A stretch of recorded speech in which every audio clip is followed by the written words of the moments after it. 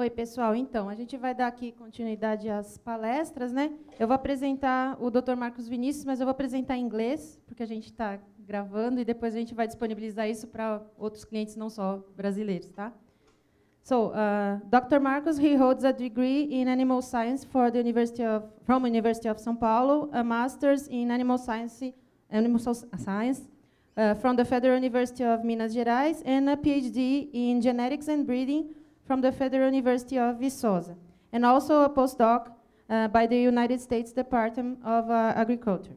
He's currently the general coordinator of the program for genetic improvement of Girolando and leads research in genomic selection and dairy breeds in Brazil, and also sequencing of the genome of zebu. He's currently a researcher at Embrapa and has experience in genetics with emphasis on bioinformatics, acting on the following topics: molecular markers, milk production, dairy cattle, genomic sequencing, and genomic selection. Thanks. Bom dia a todos. Primeiro, gostaria de agradecer ao professor Coutinho, à Tabata, pelo convite. É importante dizer que, na verdade, toda essa nossa... o trabalho que a gente vai falar começou de uma conversa que eu, o Paulino, a Lourdes e depois a Tabata tivemos sobre a possibilidade de se começar a utilizar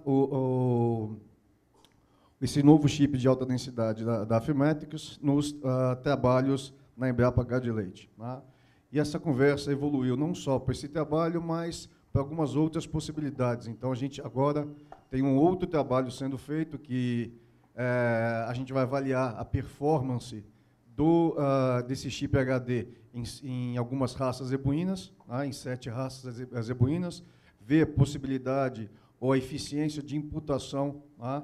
A partir de um chip de baixa densidade para esse de alta, e ver se é possível, ou qual seria a informação que você ganha quando você combina as informações dos dois chips HD, por exemplo. Tá? Talvez essa seja uma informação que ninguém tem, e como a gente vai genotipar aproximadamente 288 indivíduos com os dois chips, a gente vai poder ter alguma referência a respeito. Eu vou falar um pouquinho para vocês de um estudo que nós fizemos como parte, na verdade, de uma tese de um aluno da UFMG, um aluno de doutorado. Então, esse aluno ele veio, nos procurou, né? Ele estava trabalhando com o estudo, a caracterização clínico-ontológica e genética molecular da subfertilidade em todos da raça GIR, e ele quis fazer o trabalho queria fazer um trabalho de DWOS, mas não tinha muito recurso para isso. Tá? E então eu já tinha essa vontade de iniciar os trabalhos com o Affymetrix. A gente procurou o Affymetrix e eles nos ajudaram na questão de genotipagem dos indivíduos para esse trabalho específico. Então, o que eu vou apresentar hoje é uma parte de um estudo maior da tese do Guilherme Silva Moura. Bom, o objetivo específico do trabalho de estudo de associação seria identificar algumas regiões genômicas associadas à subfertilidade na raça GIR, determinar a frequência de distúrbios andrológicos e relacionar com essas regiões, caracterizar os fenótipos dos animais normais e com hipoplasia testicular, para que a gente pudesse utilizar nos estudos de osso. É importante dizer que muito pouca gente, às vezes, se preocupa com o tipo de fenótipo que é utilizado, tanto para a seleção genômica quanto em estudo de associação. Tá? A correta caracterização desses fenótipos e o objetivo bastante claro é que, na verdade, vai demandar exatamente a identificação das regiões corretamente.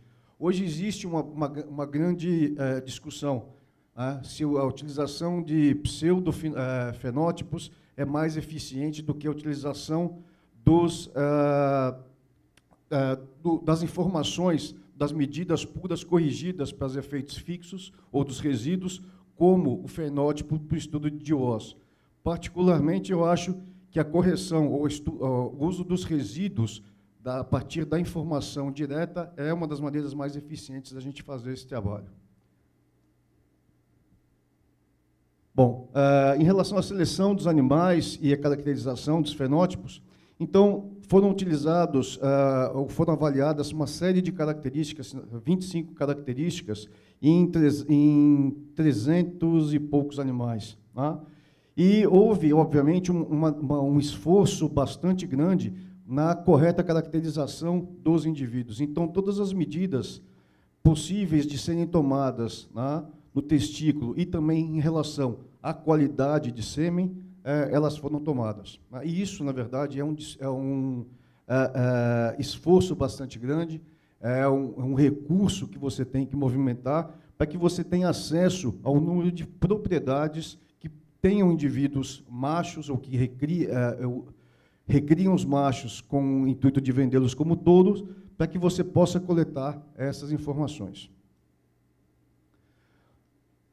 Existe um tipo de classificação andrológica por pontos que você faz em relação a todos os fenótipos que você obtém. E, na verdade, essa classificação aqui, ela acaba levando em consideração uma série de características ligadas à motilidade, à fertilidade e à qualidade espermática.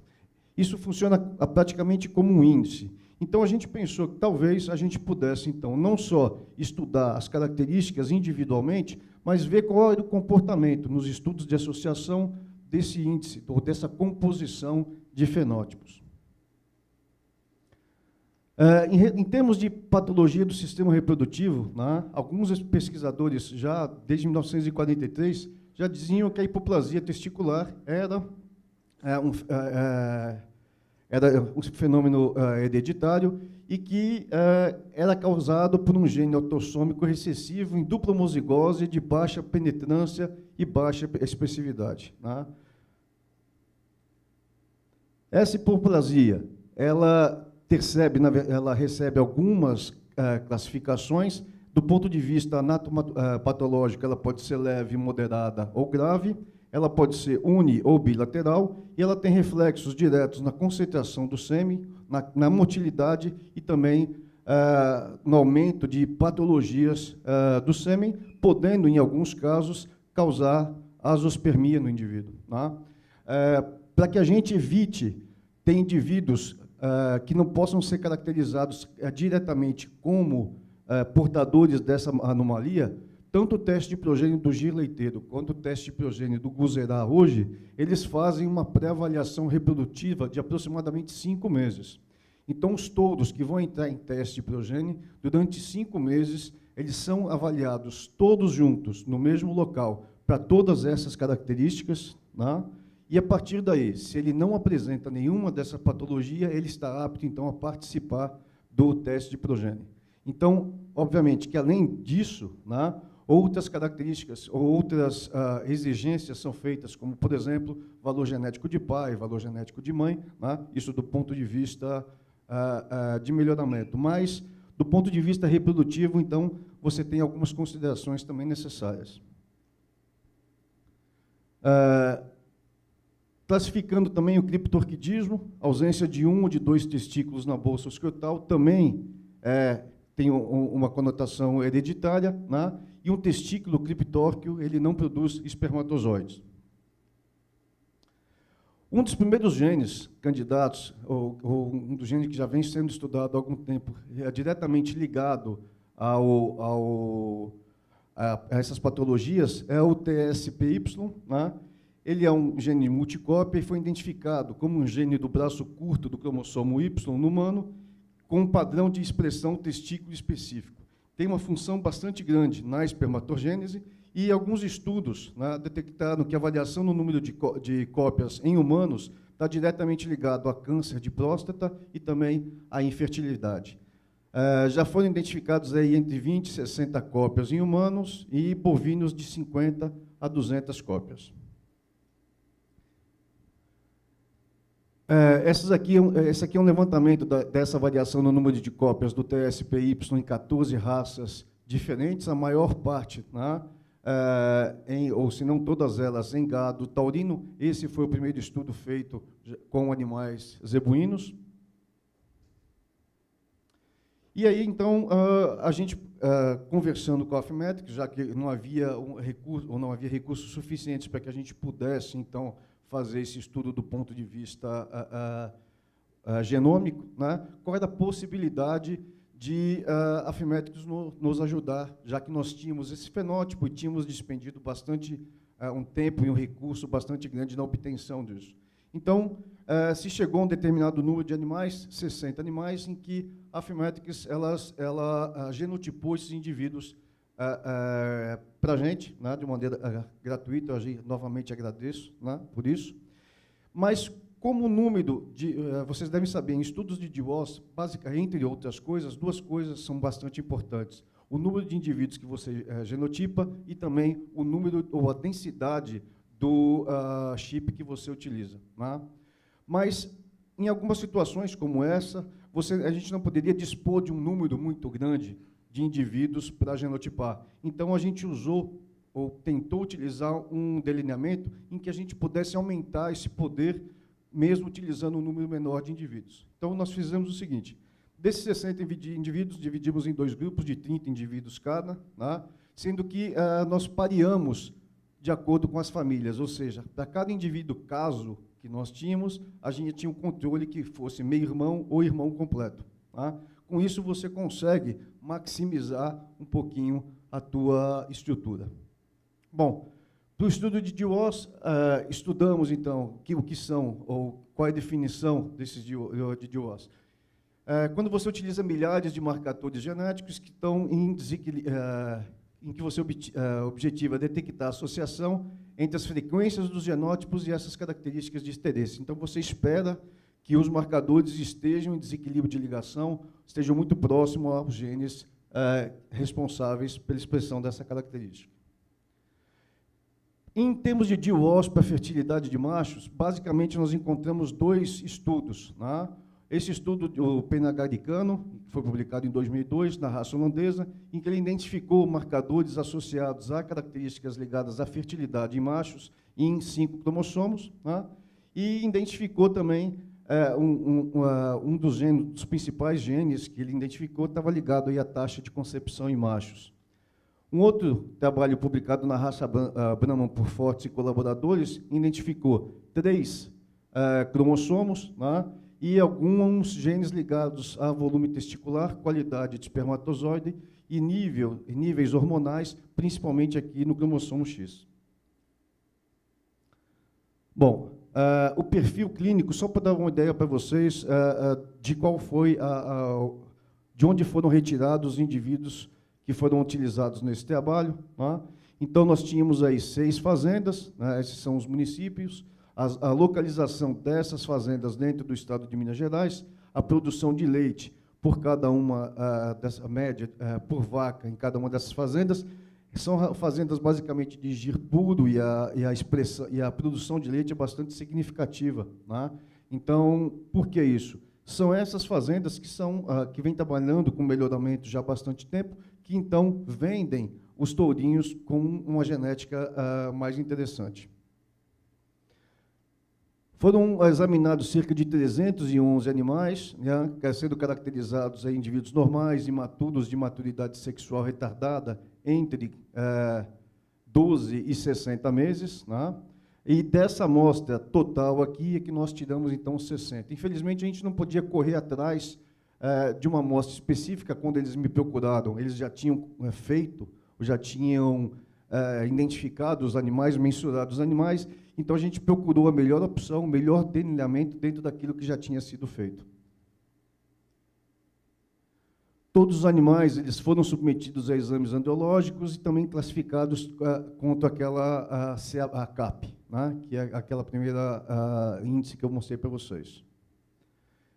Bom, essa aqui seria a classificação dos touros quanto à aptidão, o que os touros também com desenvolvimento normal, imaturo, quando tinham a maturidade sexual retardada, o que nós classificamos como hipoplasia, como degeneração, espermiogênese, o que nós consideramos como criptorquídico. Então, todas essas classificações aqui nós utilizamos para identificar os indivíduos para cada uma das variáveis que a gente avaliou. Ainda tínhamos uma outra questão. Nós tínhamos dois grupos aqui, indivíduos que foram suplementados, indivíduos que não haviam sido suplementados, né? E a gente vê, certamente, que a idade, a puberdade era mais baixa nos indivíduos que foram suplementados, né? O que era de se esperar. De acordo com a faixa etária, então a gente tem a percentual de defeitos maiores, né, de gota citoplasmática em cada um dos grupos e o número de indivíduo para cada um desses grupos aqui. A frequência dos distúrbios angiológicos detectados na fazenda com suplementação, fazenda sem suplementação, o número total de indivíduos avaliados e o número total de distúrbios e o percentual desses distúrbios dentro de cada um dos grupos da fazenda. Então, como eu falei para vocês, a maior parte do trabalho foi despendida na caracterização correta do fenótipo. Tá? Isso, normalmente, quando você vai analisar algumas características como a resistência a eumintos, por exemplo, né? Muitas pessoas caracterizam erroneamente o fenótipo. Isso leva a um resultado muito ruim. Por exemplo, normalmente as pessoas caracterizam resistência a verme como indivíduos resistentes e suscetíveis. No entanto, você tem indivíduos que, se você contar durante várias semanas o número de vermes por a contagem do número de ovos, você vai perceber que eles têm um aumento e depois isso começa gradativamente a reduzir. Esse indivíduo, na verdade, ele tem uma imunidade adquirida. E ele é, ou deveria ser caracterizado como um indivíduo não suscetível. Mas, dependendo da região, ou do momento em que você fizer a caracterização, quando ele tiver uma alta contagem, por exemplo, você pode contabilizar esse indivíduo como indivíduo suscetível, quando ele, na verdade, não é. Então, a caracterização correta do fenótipo talvez seja a coisa mais importante no estudo de associação. Bom, essa aqui é a frequência de hipoplasia em touros, né, hipoplasia esquerda, hipoplasia direita e bilateral, uma frequência maior no testículo esquerdo desses touros. Essa aqui foram feitas as mensurações, né, utilizando o paquímetro e também a fita. Essas aqui a gente pode perceber a diferença, né, ou os defeitos apresentados para a qualidade seminal para diferentes touros, né? Se percebe aqui espermatozoide com defeito, sem o flagelo, sem acrossomo. Aqui você percebe cauda dobrada, enrolada. Eu não sou especialista nisso, só aprendi um pouquinho no tempo que a gente estava estudando. Aqui são as médias, né, de peso, de circunferência escrotal e outras medidas de testículo dos indivíduos normais e os indivíduos que nós consideramos como hipoplasia testicular. As diferenças são bastante interessantes, né? Apesar de serem, em algumas características, nós temos uma diferença que visualmente ela possa parecer pequena, na verdade, ela é bastante grande ou faz uma diferença bastante grande do ponto de vista fisiológico. Outros parâmetros, quanto concentração, turbilhonamento, motilidade, vigor, né, defeitos maiores, defeitos totais, para os indivíduos normais e para os indivíduos hipoplásicos. Você vê que a quantidade de concentração, né, aqui é bastante grande, quase 3 vezes maior nos indivíduos normais em relação ao indivíduo hipoplásico. Turbilhonamento também o dobro. Motilidade também é cerca de 20% a 30% maior. Bom, uma das coisas que a gente, então, no momento que estava estudando ou classificando esses fenótipos, a gente chegou e viu que ambiente, clima e manejo, eles não influenciam a frequência. E a hipoplasia, a frequência de hipoplasia testicular. E a hipoplasia nos touros GIR parece ser mais comum no testículo esquerdo, mas também pode afetar o direito ou os dois. Os animais que são suplementados, eles possuem melhores parâmetros clínicos andrológicos para a reprodução, mas a diferença entre os animais clinicamente normais e os animais hipoplásicos, eles podem ser identificados independente do manejo nutricional. Bom, então passamos agora à análise propriamente dita. Como eu falei para vocês, a gente, então, trabalhou em virtude da restrição que tínhamos para a genotipagem, preferimos obter uma amostra de 60 machos e considerar 30 indivíduos afetados e 30 indivíduos normais, pareados por idade, considerando para cada indivíduo, caso, um irmão completo ou um irmão que fosse controle. E genotipamos todos esses indivíduos com o chip da Affymetrix. No caso dos estudos da Associação Global, né, bom, isso é uma repetição do slide anterior. Tá. Uma das coisas que realmente me impressionaram quando a gente começou a trabalhar com o chip da AF foi que a quantidade de informação que a gente pôde receber das amostras quando as genotipagens chegaram. Tá? Então, há uma série de relatórios que vem para você, que você passa a conhecer a sua amostra de uma maneira um pouco mais profunda. Né? Então, isso realmente me chamou a atenção, por exemplo, qual o número de amostras que falharam em relação ao total, o número de... eu acho que aqui houve uma genotipagem com outras amostras conjuntas, não é isso? Né? Para poder completar a placa. Então, por isso que a gente não parece que as 60...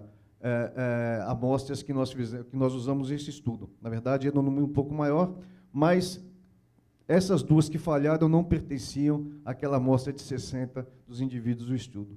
Mas aqui vem uma série de informações, né, em relação às métricas de genotipagem, que foram bastante interessantes. Né? Essa distribuição também da core rate. E eu não sei se é normal, Fernando, mas veio vocês enviarem todos os arquivos de imagem também, isso é normal, né? Isso facilita bastante o trabalho. Quando você só pega o flat file e vai trabalhar com esse flat file, várias outras coisas que ficaram para trás acabam sendo desconsideradas. Por exemplo, muitas vezes você não envia o pedigree dos animais que vão ser genotipados. Se você não envia, muitas vezes, esse pedigree, não tem como você checar PPC erro, né? Parent-Child, ou parent-child erro. Né? Se você tem os arquivos de imagem e você tem o pedigree, você pode haver, no momento da genotipagem, possíveis erros de segregação mendeliana. Isso é uma coisa importante. E, óbvio, você pode trabalhar, se você tem os arquivos de imagem, trabalhar com o SNP Polisher e também com o Genotyping Console, que eu achei assim, bastante simples de ser utilizado. Né? E tem informações bastante interessantes. Bom, esses foram os QCs que nós utilizamos para as amostras e também para os SNPs. Né? Há uma tendência das pessoas aqui não considerarem mais o equilíbrio de Hardy-Weinberg como um critério de seleção para marcador. Eu, em parte, concordo com isso, mas se a gente vai usar, a gente tem que usar um threshold que seja razoável. Porque se você utilizar um nível muito baixo aqui, muito pequeno, o que vai acontecer é que você pode estar perdendo aquilo que você quer encontrar. Né? Então, esses padrões têm que ser estabelecidos corretamente. Uma coisa que me chamou a atenção também, né? A gente já vem trabalhando com seleção genômica e com DIOS há algum tempo, né? Mesmo com os chips de alta densidade de outras empresas, em relação ao certamente bias que a gente encontrou em relação ao outro chip disponível. O número de marcadores que a gente obteve, né, em relação a, não exatamente a mesma população, mas outras populações de indivíduos da mesma raça, ele foi muito menor aqui do que normalmente a gente encontrou. Para que vocês tenham uma ideia, um chip de 50K que a gente utilizava da Illumina, genotipando 1.800 animais, ao final daquele processo de QC, de amostra e de SNP, a gente ficou com aproximadamente 15.000 marcadores para o GIR, o que é muito pouco. Né? usando outras amostras, até com um número muito maior de indivíduos usando o chip de alta densidade, o chip também da Illumina, a gente ficou com cerca de 300 a 310 mil marcadores. Isso quer dizer o seguinte, que mesmo você tendo uma densidade maior no outro SNP, ao final do seu processo de controle de qualidade, você acaba ficando com um número maior de marcadores aqui, mesmo que esse chip tenha um número menor de SNPs. Tá? Esses foram, então, os 25 fenótipos que a gente trabalhou. E, como eu falei para vocês, a gente utilizou, então, os resíduos, efetuou correção para vários efeitos físicos, fixos, checamos a normalidade desse resíduo e vimos que havia necessidade, então, de fazer uma transformação por arco-seno, principalmente naquelas características ligadas, que eram expressas em percentual, e utilizamos os resíduos depois transformados, então, como os fenótipos para as análises. Em termos de resultado, a gente encontrou aí alguns genes que estavam próximos a alguns marcadores que foram bastante interessantes. Né? Esse trabalho deve ser publicado já até o final desse ano. Principalmente o cromossomo 11, 16 e o cromossomo X. E uma das coisas, dependendo do software que você utiliza para fazer essas análises, eu acho que com essa tecnologia, as informações que você utiliza a partir dessa tecnologia te dão te enriquecem o trabalho. Por exemplo, a gente consegue fazer, com o SVS Golden Helix, uma pré-anotação quase que imediata dos genes que estão próximos a esses marcadores, uma coisa que a gente não consegue fazer com a Illumina. Tá? Então, aqui, Manhattan Plot mostrando para a gente os resultados aqui no cromossomo 11, por exemplo, para a cauda dobrada, para a largura do testículo, tá?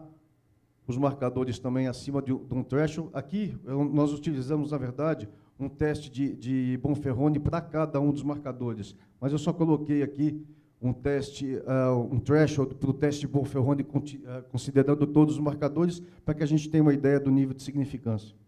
Então, os resultados aqui no cromossomo 16. Para defeitos maiores também, encontramos aí alguns resultados bastante interessantes. E esses seriam os genes que estariam aí em desequilíbrio de ligação com aqueles principais marcadores, né? O TTL, tubulina, tirosina, ligase, é um gene que está no cromossomo 11 e está relacionado à cauda dobrada e a defeitos menores em bovinos. Né?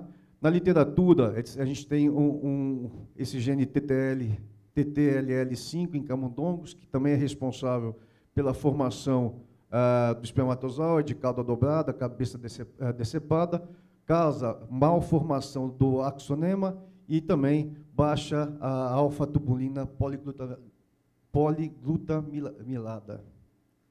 O gene que a gente identificou é esse CHC2, que está relacionado à motilidade, vigor e a potencial de deslocamento do espermatozoide. Ele está presente no cromossomo 2 em humanos. E ele é expresso em ovário, útero, cérvix, placenta, próstata e testículo. Então, parece ser um outro gene bastante interessante ligado à eficiência reprodutiva. Ele tem ação ainda na espermiogênese, espermatogênese, na fertilização e desenvolvimento embrionário. Tá? Esse outro gene, MST4, no cromossomo X, relacionado ao contorno anormal do espermatozoide, codifica as PTNs que atuam sobre o MAPK, está relacionado também com o fator de crescimento hiperdermal e a capacidade espermática em várias espécies. Bom, só queria deixar bem claro para vocês que eu, na verdade, não estou fazendo apologia de uma ou outra tecnologia, mesmo porque eu utilizo as duas. Né? Mas é importante dizer que cada uma dessas tecnologias tem certas vantagens, certas desvantagens, mas, de qualquer forma, eu fiquei bastante satisfeito com o uso desse chip de alta densidade para Affymetrix, mesmo tendo uma população relativamente reduzida. Né? ela se mostrou, o desempenho do chip foi bastante satisfatório. E outras informações agregadas às amostras também foram bastante úteis para a gente, né? Eu acho que a gente tem bastante coisa para fazer ainda. A gente está tentando, então, ver o desempenho, principalmente para raças zebuínas, como eu falei, para essas tecnologias, né? E o que a gente tem que fazer como pesquisadores, na verdade, é lançar mão de todas elas, se possível. Por exemplo, será que a combinação dos marcadores provenientes dessas duas tecnologias não podem melhorar a eficiência da seleção genômica? Obviamente, a gente tem que pensar em custo, uma série de coisas, mas a gente primeiro precisa ver a eficiência e o desempenho, e depois a gente pensa em custo. Tá? Mais uma vez, obrigado. Desculpa se foi um pouquinho mais rápido do que o previsto, né? Na verdade, a visita está sendo bem rápida, mas, mais uma vez, foi um prazer. Obrigado. Obrigada, Marcos. Se alguém tiver perguntas? Você não pode. Como que foi? Deixa.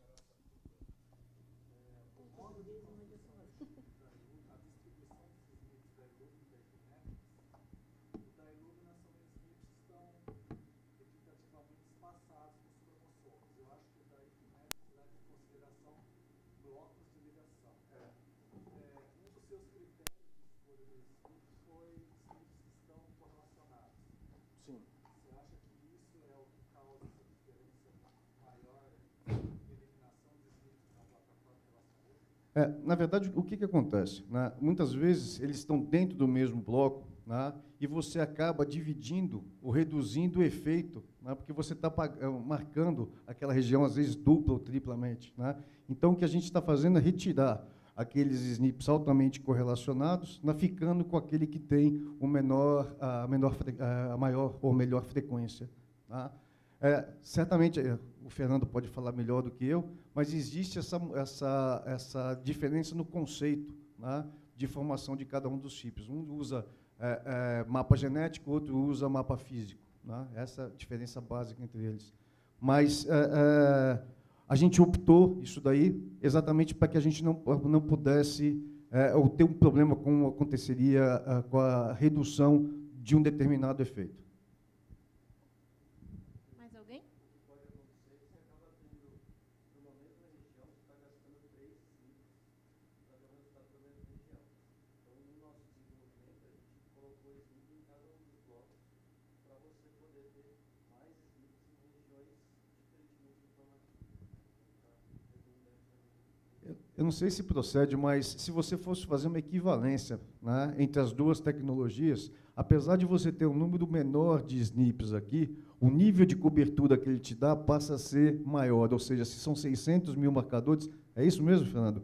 Mesmo que você tenha 600 mil marcadores, o nível de cobertura que você tem no genoma seria como se você tivesse 1.200.000, exatamente pelo uso do desequilíbrio de ligação. Não é isso? Entendi bem, né?